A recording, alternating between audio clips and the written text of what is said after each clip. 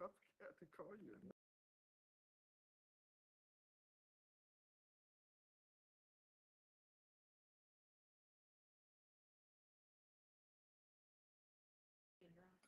Was it 3 years?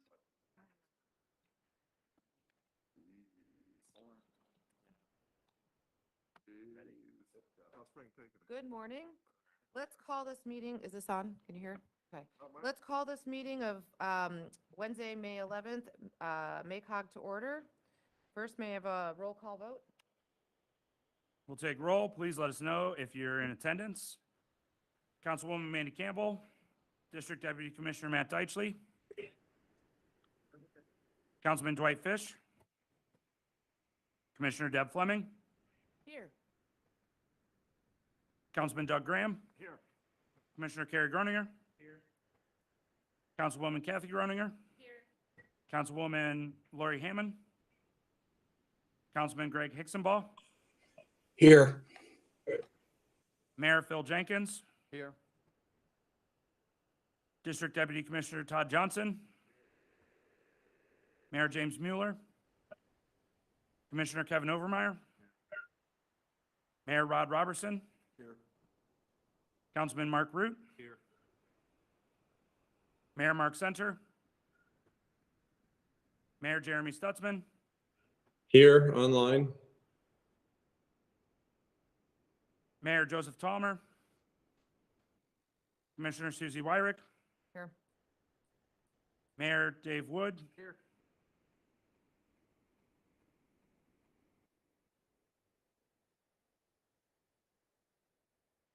We do have a quorum of members present, and we are able, with our in-person attendance, to allow for virtual voting today. So we will take roll call votes. If you are online and you are virtually voting, please make sure that you can be seen and heard. Thank you. First, we have the chairman's report, moving to the financial report. Oh, I skipped over the minutes. I'm sorry. I need more coffee today. That was fast. Yeah, it was a great approval of the minutes. You have minutes in your packet. Is there a motion? So moved. Second. I have a first and a second. All in favor? Aye. I need a roll call vote, please. We will need a roll call vote to take that. I'll read off the roll. Please let us know if you are, ayes are in favor, nays are opposed. District Deputy Commissioner Matt Deitchley. Commissioner Deb Fleming. Councilman Doug Graham. Aye. Commissioner Carrie Groninger. Councilwoman Kathy Groninger. Councilman Greg Hicksonball. Aye. Mayor Phil Jenkins. Aye. District Deputy Commissioner Todd Johnson.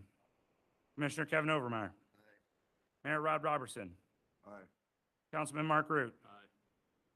Mayor Jeremy Stutzman. Mayor Jeremy Stutzman.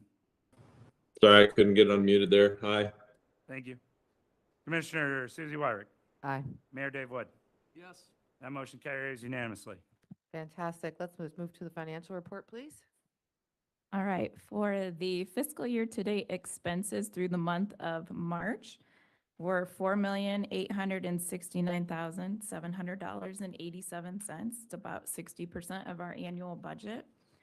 Our cash balance at the end of March was $3,538,045.35. And our cash disbursements for the month of March was $508,177.84. Are there any questions over the March financial report? If not, I would like to ask for board approval of the March 2022 financial report.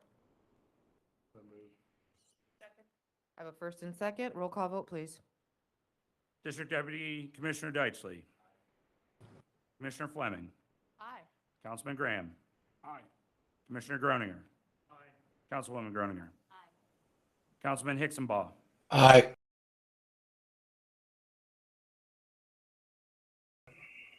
Mayor Jenkins. Aye. District Deputy Commissioner Johnson. Commissioner Overmeyer. Mayor Robertson. Aye. Councilman Root. Yes. Commissioner Wyrick. Aye. Mayor Wood, Yes. Mayor Stutzman. Yes. That motion carries unanimously. Fantastic. Next, the secretary's report. We have the April administrative modifications, please. Administrative modifications can be found in your packet. These administrative modifications are small changes or corrections that the board has given staff the authority to make in between meetings. This is presented for informational purposes only. This can be found in your packet as well as online. If you have any questions, please feel free to ask staff. Fantastic. Just informational purposes, so no motion needed on that. Great. You want to move on to old business? There is no old business today. Oh, new business. There is new business. We'll introduce Allison Reagan for our transportation resolutions. Good morning, everyone. Today's amendments to our Transportation Improvement Program fall under Transportation Resolution 13-22. So you'll remember at last month's meeting, I talked about NDOT's rule call for projects and the 6 projects in our region that were awarded funding. So the first 6 items today, items A through F, will be adding those projects into our TIP. And do note that all of these projects are for construction in fiscal year '27. So at this time, we'll just be adding in preliminary engineering and right-of-way for these projects. So I'll go through these quickly. So item A, we have Bristol Avenue from Brown Street to Powell Drive in the town of Middlebury, and this is a pavement replacement. Item B, we have Bridge 265 on County Road 16 over the Little Elkhart River in Middlebury and Elkhart County, and this is a bridge replacement. Item C, we have the Wabi Trail from First Street to Wabi Lake Park in the town of Milford. This is a bike and pedestrian facility. Item D, we have Bridge 123 on Packerton Road over Wayland Ditch and Winona Lake in Kosciuszko County, and this is a bridge replacement. Item E, we have Bridge 231 carrying Center Street over Army Ditch in Bremen in Marshall County, and this is a bridge replacement as well. And then we have item F, which is Bridge 29 carrying Walnut Road over the Kankakee River in St. Joseph County, and this is again a bridge replacement. Then moving on, we have item G. So this is a sidewalk project at Sheridan Street, East Clark Street, and Fort Wayne Street in Warsaw. So as we've mentioned at previous meetings, and I'm sure many of you are aware of, we've had several lettings between the months of January and April, and a lot of those have been unawardable. So for a project to be unawardable, for a project to be awardable, sorry, it needs to receive at least 4 bids or receive 1 bid within 115% of the engineer's estimate. So this project here was another example of an unawardable project. It went on the April letting, but only received 1 bid, and that bid was nearly double the engineer's estimate. So this project will now be going to a July letting, but with this, we'll be shifting this project from fiscal year '22 to fiscal year '23, and then increasing funding by $911,592. Next, we have item H. This is the County Road 17 multi-use path from US 33 to County Road 45. And NDOT tends to prefer that bridges have their own DES numbers within projects. So with this item, we are removing the pedestrian bridge from the project and decreasing federal funding by around $1.1 million. And then item I is the pedestrian bridge along County Road 17 over US 33. So we'll be taking the funding we removed from the multi-use path and putting it on this number and adding this project to the TIP. And then finally, moving from locally initiated projects to NDOT initiated projects, we have item J. So this is at US 6 from State Road 106 to Shawnee Drive, so going from Bremen to Napanee. And this is a shoulder rehabilitation project, and we are adding in preliminary engineering, right-of-way, and construction. So I'm happy to take any questions on those items.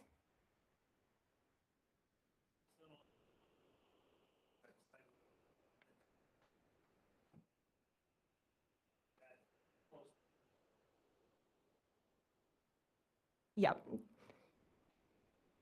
The shoulder rehabilitation on Highway 6, is that to widen that out for Amish, for the buggies? I believe that was the scope. I know we had previous conversations with the district. I believe Alan Holder Reed on a safety project there because there's decent shoulder in Napanee, but then especially as you come around that curve, it gets real tight for the Amish population. And so that had been identified in previous rounds. I believe that's a scope, but Allison. yep, that is Yeah. correct. Or Matt, if you had anything else that you wanted to add. I did also want to note, so the 22 to 26 STIP is currently being reviewed by Federal Highway, so we should have an approved STIP here soon. So with that, our TIP will be incorporated into the STIP. And when that is approved, our 22 through 26 TIP will be recognized, and we will no longer need to update the 20 to 24 TIP. Right now, we're updating both, but just the 20 to 24 is the only one recognized by NDOT. But with that, I think the most recent version of our TIP that NDOT has is from March. So we might need to be doing some re-adding of projects and working with NDOT once that is approved. So do bear with us. You might see some of these projects re-added again if needed. Yeah, the STIP had essentially, the state's TIP essentially had a year-long delay. And so as they're getting back to cycle and catching back up and getting everything finalized, we're still moving forward, amending all of our stuff and trying to keep things moving forward. But there might have to be a cleanup once their final document is approved, because our last version that they had to then submit to the feds was from March. So there's going to be this little gap that when their document's finally approved, that we might have to just reprocess some things. So you might get a little bit of deja vu, but we'll try to avoid that as much as possible. Yeah, or at least know that we pointed it out. All right, any other questions? I would entertain a motion on items A through J. Motion to approve. I have a first and second. Roll call vote, please. District Deputy Commissioner Deitchley. Commissioner Fleming. Aye. Councilman Graham. Commissioner Groninger. Councilwoman Groninger. Councilman Hicksonball. Aye. Mayor Jenkins. Aye. District Deputy Commissioner Johnson. Commissioner Overmeyer. Yes. Mayor Robertson. Aye. Councilman Root. Yes. Commissioner Wyrick. Aye. Mayor Wood. Aye. Mayor Stutzman. Yeah. That motion carries unanimously. Mayor, we're supposed to see you. He did alert me that he might have to step away, and so that we might not have to count his votes. So Just being clear, Mayor, just being clear. Next, we have other action. yeah, we have a few other actions to present today that I'll walk through. Resolution 14 is an endorsement of the Transportation Planning Cooperative Memorandum of Agreement between MACOG and the Southwest Michigan Plan Commission.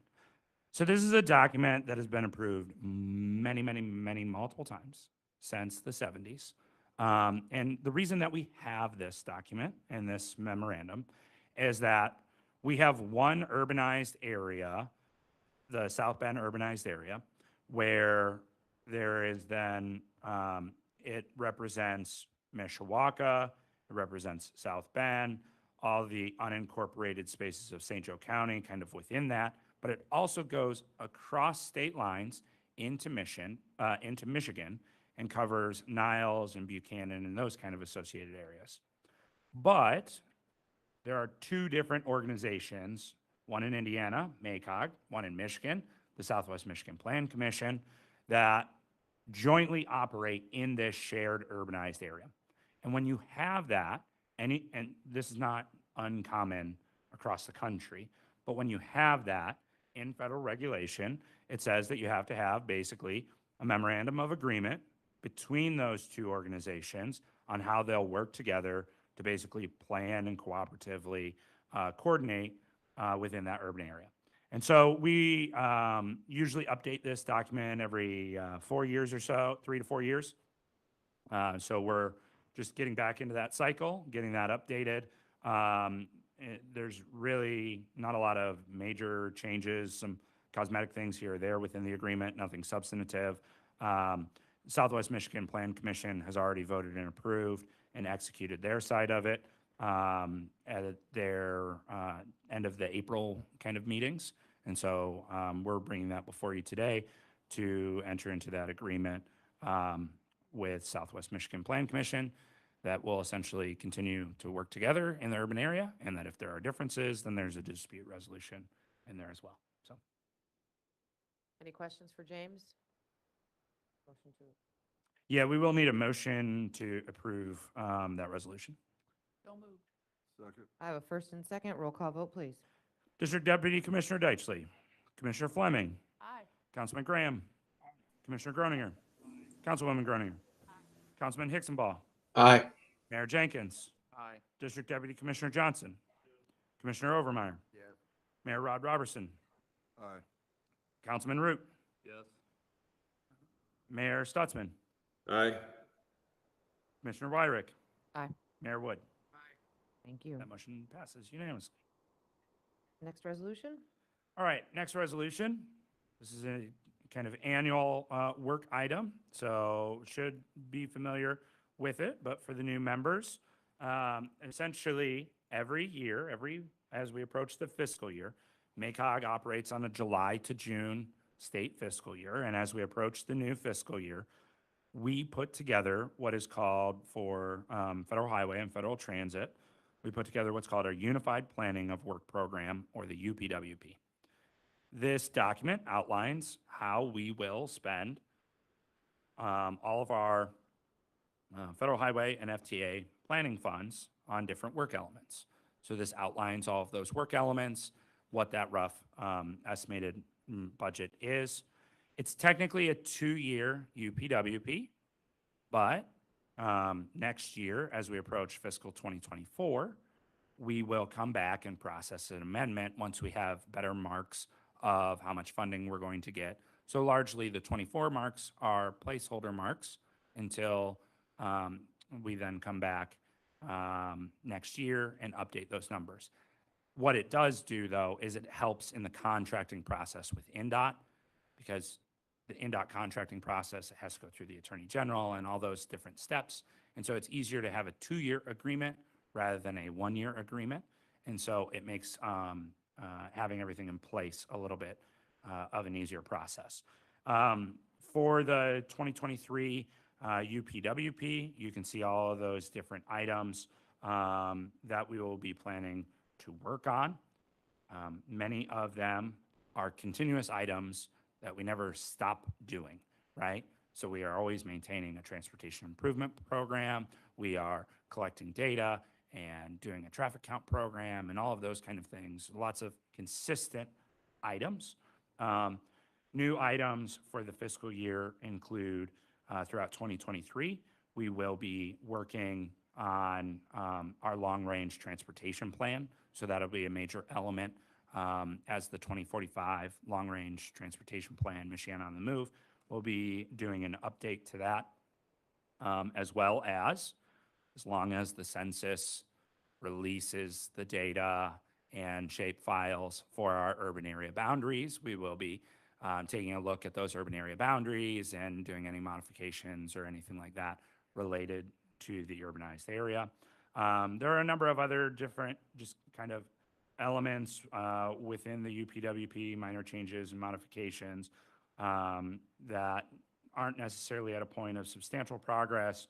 But for example, on the transit front, as we've been working through our transit plan, one of the things that's starting to emerge is conversations around van pool. So there's a work element in there to start to evaluate whether something like van pool makes sense in the region and what would that look like, and putting together a business plan if that makes sense, as well as then just a number of other elements of expanding our active transportation work that we do, et cetera. Major elements would include, this isn't new, but it's always, I think, important to point out, a flight in calendar year 2023 for pictometry.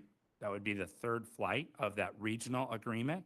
So the regional agreement, all 4 counties are part of that. We fly at the same time. We've been able to see significant cost savings from doing it as a group. And so that flight would take place in 2023.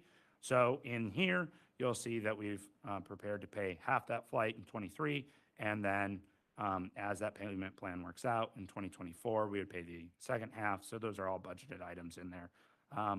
I am happy to answer any questions about the document or any of the work elements or any of the items, help to explain those.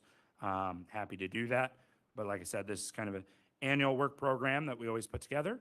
Happy to answer any questions. If there aren't any questions, we would be asking for the endorsement.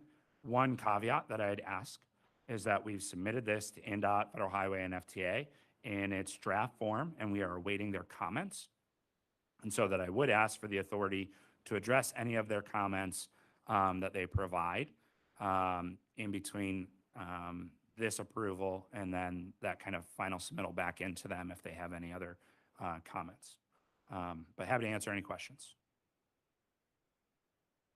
James, Yes, Mayor. what's the timeline on, what, is there a sensitive, deadline to get this in? Yeah, so the fiscal year starts July 1.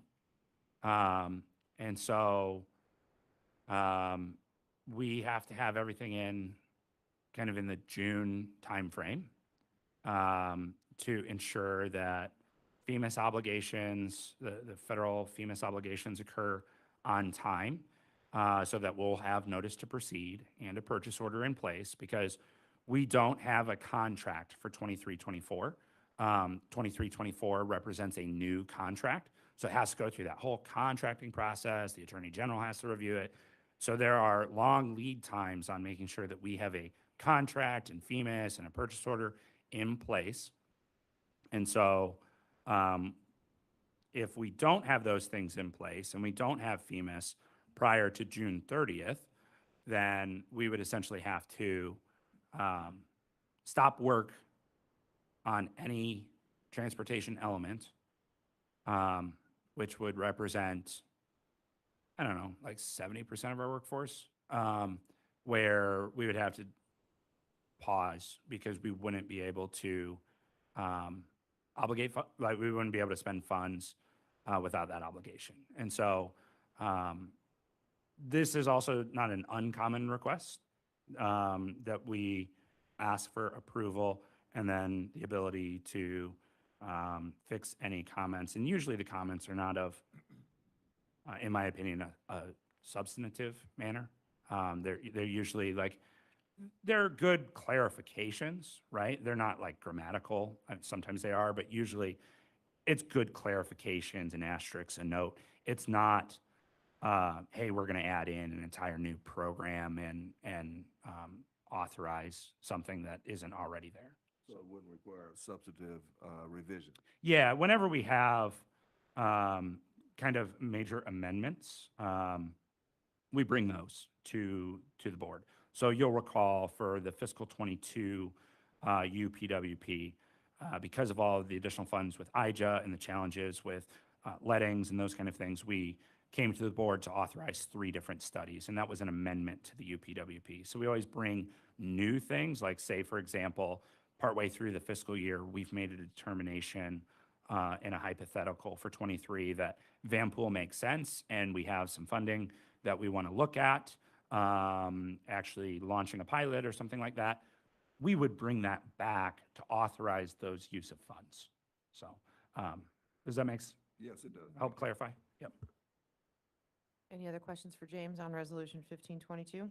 I'll move to approve Pending the, right, the potential edits that may need to be needed and give him authority to do it. Perfect. Yeah. And do I have a second? Second. Perfect. I have a first and second. May I have a roll call vote, please? District Deputy Commissioner Deitchley. Commissioner Fleming. Yes. Councilman Graham. Yes. Commissioner Groninger. Councilwoman Groninger. Councilman Hicksonbaugh. Yes. Mayor Jenkins. Aye. District Deputy Commissioner Johnson. Commissioner Overmeyer. Aye. Mayor Robertson. Aye. Councilman Root. Yes. Mayor Stutzman. I think Commissioner that- Wyrick. Yes. Mayor Wood. Yes. Mayor Stutzman. All right, thank you. That motion passes unanimously. All right, last kind of other action item. Resolution 1622, you were sent this in advance of the meeting, but let me explain what we're doing here. First, we are working on just a major update to our personnel policy, as it is just, getting a few years older. I think the last major revision to it was 2016, so it's due for an update. But one item that has kind of surfaced to be a more immediate update, outside of the updating the rest of the document, is related to our vacation policy. So to give you background and context, our vacation policy for new hires has always been somewhat challenging, and we have always made that very clear and apparent to our new hires that that first year is challenging. And what I mean by that, if I use a hypothetical here, if you start in our office, let's say in May of 22, you'll receive 0 vacation time, right? When you hit the new fiscal year, which will be July of 22, you'll receive a prorated amount under the current policy of, it's a proration of however many weeks you worked, of 40 hours, and that roughly estimates, if you started in May, to about 4 hours. You will then have 4 hours to expend at your leisure from July of 22 till July of 23. You will have a total of 4 hours to expend on vacation. It is very generous. This poses challenges to recruit top talent, this is a challenging offer within our overall benefits package. Despite this, we have an amazing staff, and in 2021 and 2022, we have onboarded 6 new full-time staff members. So usually, this challenge is experienced very isolated, one individual at a time. But right now, I don't know, about 20% of our workforce is experiencing this challenge. I also don't know if you know, you probably do, right now, it's really hard to recruit and it's really hard to retain talent. And this is a challenging item for our staff. And so what we are proposing to do is to essentially address this issue so that, and you can see in the revised policy that's been provided, you can see what we're deleting, and then what we're adding is essentially that regular full-time and full-time ACA employees will be entitled to paid leave in the following basis: that vacation days are provided based on the month. It's a prorated amount based on the month that they are hired or start, the month that they start. And those hours would be made available to them effective immediately. Then we are also adding that that employees with less than 1 year of service will not be paid out vacation upon separation. So if there are any questions or concerns related to, hey, what if a new employee, starts in, say, July, they get a full 67.5 hours, and then 2 months later they leave, then you're paying out 67.5 hours. Under this policy, we would not, because they would not have served a full year of service. So that's what we're essentially proposing to do. Largely, then the rest of the vacation policy stays the same. And you can see that then the more years of service that you've worked here at MACOG, the more vacation time is allotted to you. Essentially, that is the policy that we would like to change. I would also ask, while we're entertaining the change to this policy, is that we have 6 new full-time people that have started with us in 2021 and 2022. We've run the numbers. I can walk you through those numbers if it's needed, but I would like to retroactively credit those individuals the vacation time that they would have been afforded under this policy, so that we have fixed the problem moving forward, but also that we have remedied the challenge that 6 people are currently facing.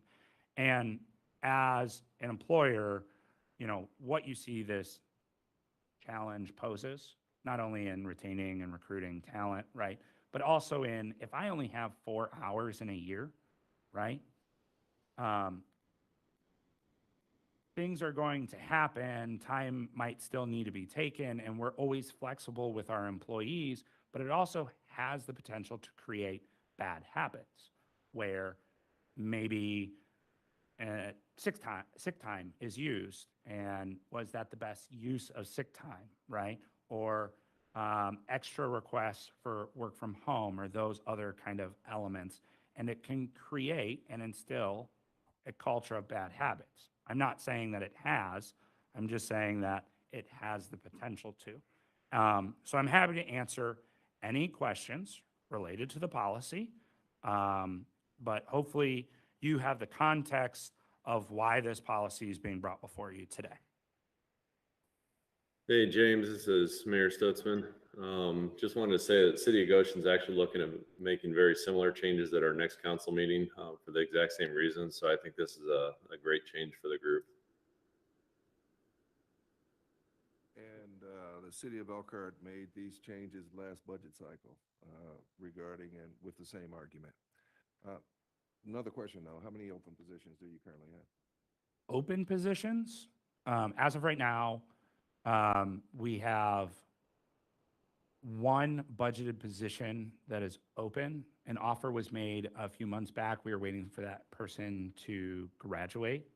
And we were recently informed by them that they have decided life has changed and they've decided to go in a different direction. So technically, we have 1 open position that's budgeted for full-time staff.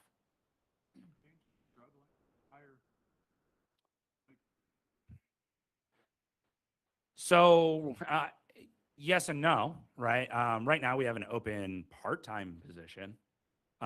We have had 5 interviews. Now, the part-time position isn't going to fall under this item, right? Because we don't provide seasonal, temporary, part-time positions with vacation. But we are trying to fill a traffic counter position, a traffic technician position. We have scheduled 6 interviews. As of yesterday, 3 of which basically declined, 2 of which scheduled but then no-showed, right? So you have that challenge. But no, I mean, we've been lucky throughout 2021 to be able, we onboarded 6 new full-time staff members. It was challenging, right? We definitely had to, we didn't have to adjust our wages in the sense of like, we hired and brought people in within their bands, but we've definitely had to increase wages and be competitive. As of right now, I don't know that we have struggled in the sense of just languished in long open positions and not being able to fulfill them. But I also don't, I'd rather be proactive than, well, I mean, I guess I'm being a little reactive here, but I'd rather just try and be competitive where we can. I think this is absolutely appropriate, considering everything and moving forward. So Is there a motion to accept this resolution? Just clarification, James, you want this retroactive to July 1st of 2020? So Or Today. what I would say is for any of our hires, any of our full-time, any of the employees that would have been hired in calendar 21 Calendar or 20. calendar 22, that we would then credit them retroactively with the time they would have been afforded under this. But is the question effective July 1 or effective today? Is that the question? Or does it- Well, I'm just, this impacts employees that James said were hired calendar year 2021 and 2022. Correct. So we need to make that part of the motion. I would make that motion, we approve this and make it effective for those employees hired in calendar year 2021 and 2022. As well as when we fill the current vacancy, yes. Well, in the future. We yeah, would be- it'd yeah. the No, so policy. from Yeah. today as opposed to July 1. is that- I'll second Correct. that. All right, so I have a first and I have a second. All in favor, roll call vote, please. You sure may.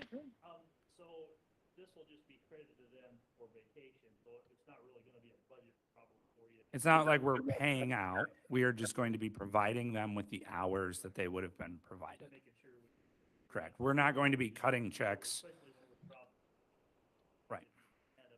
at a Yeah, it will just be crediting them those hours. Correct. And one of the notes he made was that anybody less than a year would not be able to get a payout, so. All right, so we have a first and a second, roll call? District Deputy Commissioner Deitchley. Commissioner Fleming. Yes. Councilman Graham. Yes. Commissioner Groninger. Yes. Councilwoman Groninger. Councilman Hicksonbaugh. yes, Mayor Jenkins. Aye. District Deputy Commissioner Johnson. Commissioner Overmeyer. Aye. Mayor Robertson. All right. Councilman Root. Yes. Commissioner Wyrick. Aye. Mayor Wood. Aye. Mayor Stutzman. Aye. That motion carries. Perfect. Now we have some staff updates. First, we have the Community Crossings Matching Grant. Allison? Hello again. So throughout the month of January, MACOG staff assisted several communities in our region with NDOT's Community Crossings Matching Grant application. And just a reminder, this grant provides funding for local communities for road and bridge preservation projects, as well as specific ADA ramp and sidewalk work. So NDOT recently announced awards for this grant, in which 14 MACOG communities received funding. And this equates to an $8.7 million investment in our region. So that's exciting to see.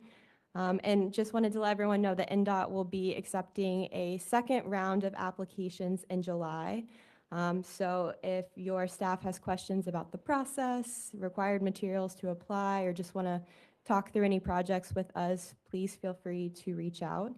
Our team will also start planning our summer schedule for Pazer road ratings. So if your community needs help rating your roads, or even help updating your Pazer pavement asset management plans to be eligible for funding next calendar year, we're happy to help with that. So do not hesitate to reach out.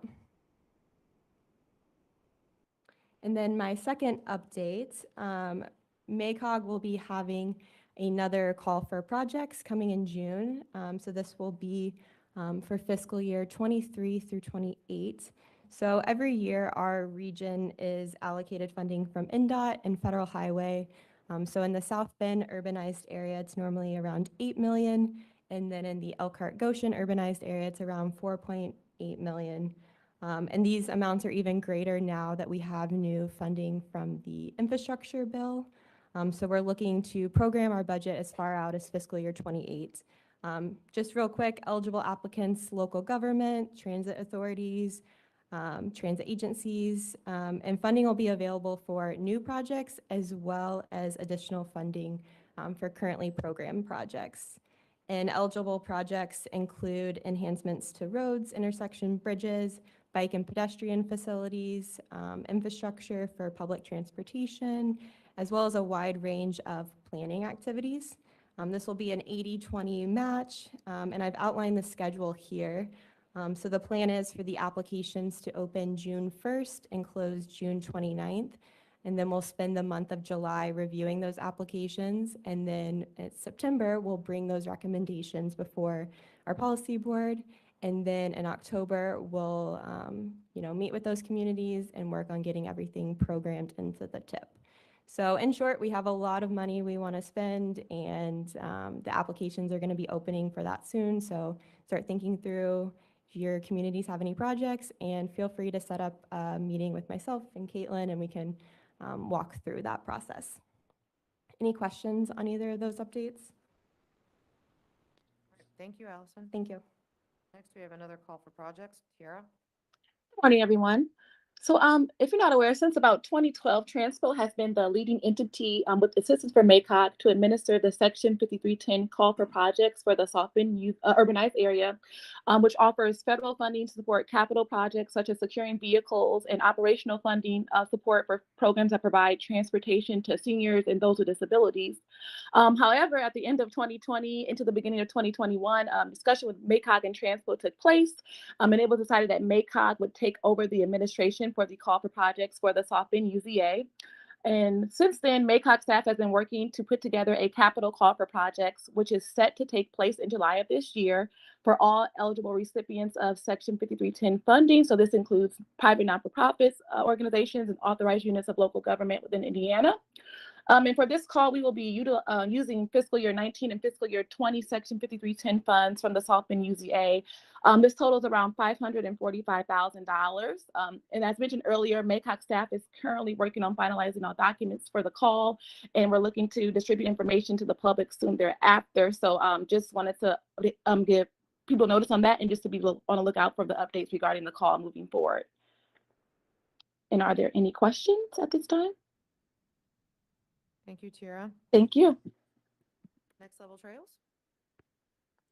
Good morning. Back in April, the state announced the third round for Next Level Trail Awards. So in total, there was $65 million awarded across the state for 38 trail projects. One of those trail projects included the River Mill Trail in Middlebury. It's a mile-long segment that connects into the Pumpkin Vine Nature Trail. They were awarded just over $700,000 to complete this section, which connects into 2 parks as well as a grocery store, and will be a great benefit for the town of Middlebury.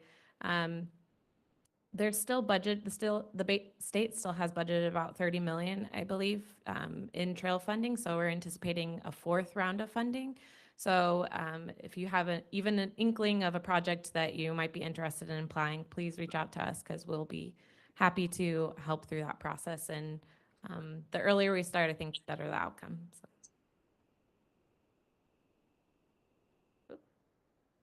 Excuse me, question? Yes. Do you anticipate that, that funding to be distributed in tranches, or the 38 million, I think you said 38? Yeah, so there's still a remaining 30 million that's slated to be utilized. They've already announced, I think in total it's 150 million that they've awarded through the past, or they've awarded 120 million so far through the 3 rounds. So we anticipate that there'll probably be the 4th round coming either later towards the end of the year, because traditionally that's when the call has been for that. And you expect that 4th round to exhaust the 30 million? Yeah, I mean, so it may, but I know that the program originally started out for the first 3 rounds as funding that came from the toll road lease update. Then the state legislature added it to the biennium. So it's very plausible that that 30 could be 2 rounds of 15 for the 2 kind of budget biennium years. And then it'll all determine next year in the budget session what the state legislature might want to do with the program. So it's plausible there would be a 5th round, but it all could also be used in the 4th round. That's still always a little unclear, but presumably it'll be a 4th and a 5th round. Now, was there any particular, I guess, consideration given to the communities along the toll road? I don't believe that that's a primary rating factor within DNR's program. Got it. So next we have the DOT's funding. Yeah, I just So with the new Infrastructure Investment and Jobs Act, we've seen an increase in funding as well as a lot of new programs that the Department of Transportation is coming out with. And so they've released this upcoming notice of funding opportunities to kind of provide a snapshot of when these new funding programs might be announced. And so I just wanted to make you aware that that resource is online. We'll try to provide kind of updates as those come out or when the notices are released, but wanted to make you aware of some of them that were kind of slated for the next few months. Any questions on those programs? Great, thank you, Caitlin. Yes, I have a question about, as our county highway, our employees are getting older. You know, they're getting to that point where we're gonna have some retiring this year, next year. And to attract new CDL drivers, you know, it costs, from what I understand, about $7,000 to get a CDL license. And when you are 20, 25, you don't really have that much money to go through the CDL course.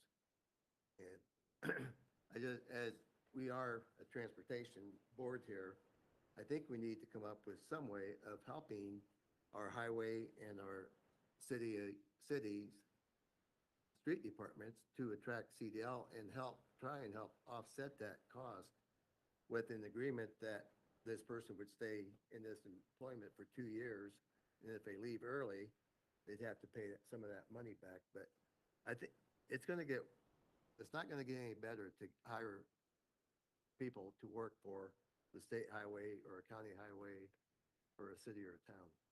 So I think that's something that we really need to, if there's grants available to help offset some of this cost for these people, but I think it's something that we need to look at in the future. I think there's some great opportunities with our IB Techs locally specifically. They've partnered with increasing certifications and programs locally in both Elkhart and St. Joe counties from their campus spots, and I think this is definitely something that they could assist with, so it's worth exploring. Also, I think I heard Jean's name correctly if I'm wrong, LTAP is looking at something to have a place that counties can stuff as well.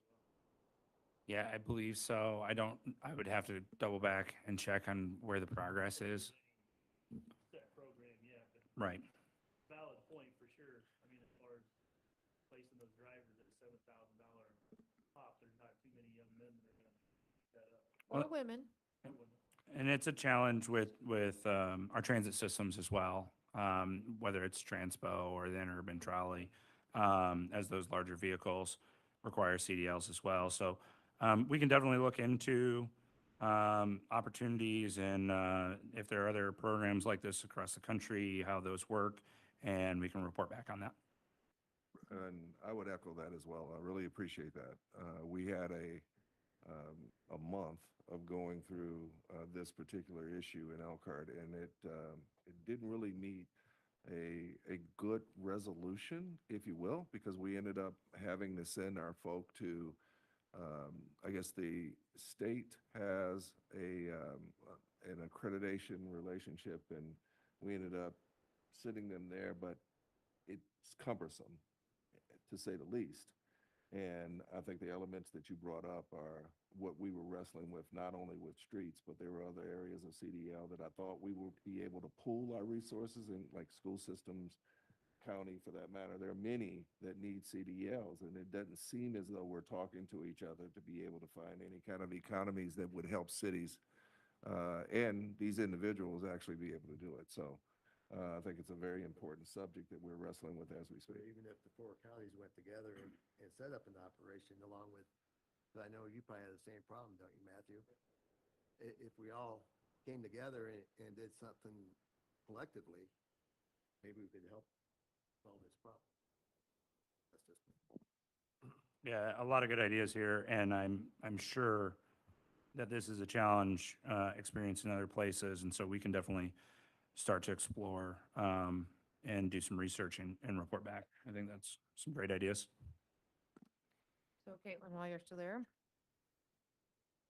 Yeah, my last update is related to the regional freight mobility plan.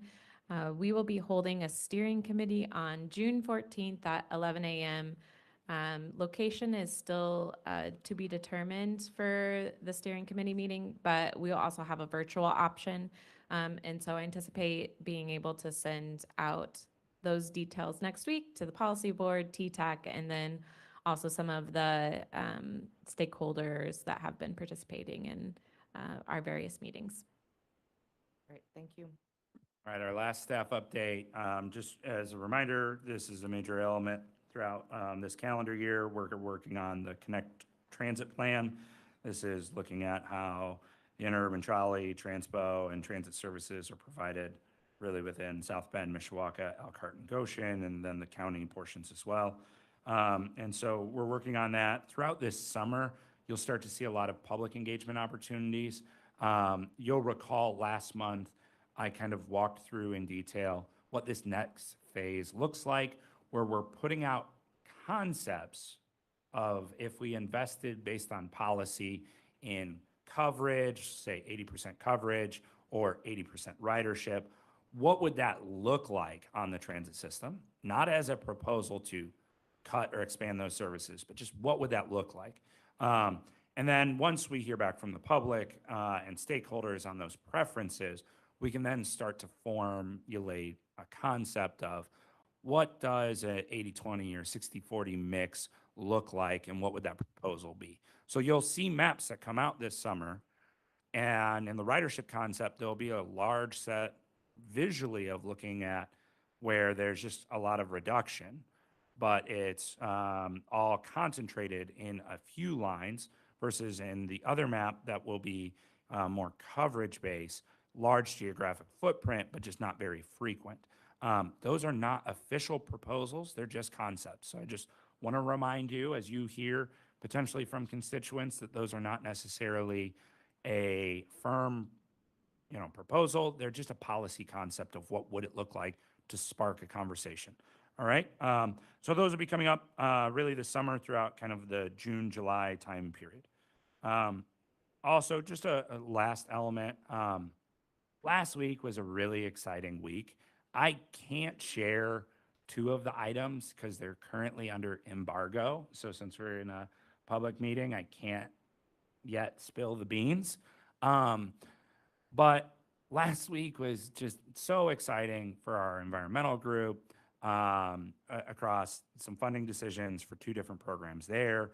And so, Amber and Leah have been working extremely hard on a number of elements and lots of positive momentum moving forward with some things to be announced later. Additionally, last week was a letting. We had two projects go to a letting. One was awardable in the city of Goshen. And last week was that kind of final sigh of relief for our transportation group with how hard Caitlin and especially Allie have been working to make sure that we fully obligate all of our urban area funds for Elkhart and Goshen and the South Bend, Mishawaka areas, as well as then being able to rise to the challenge of finding out mid-fiscal year we're getting more money from IJA and being able to obligate those. It was just such an exciting week, and not anything that I accomplished, but just things that all of our amazing staff have been working so hard on. And I just wanted to take a moment to kind of brag on how good they are and how amazing they are, because last week just so many pieces fell into place for a number of different things. It was a very refreshing week. So I wanted to be able to take a minute to thank all of them. I know I only called out a few of them, but to thank all of them for their hard work. It was a really fun, good week last week. So You need one of those every now and then. absolutely.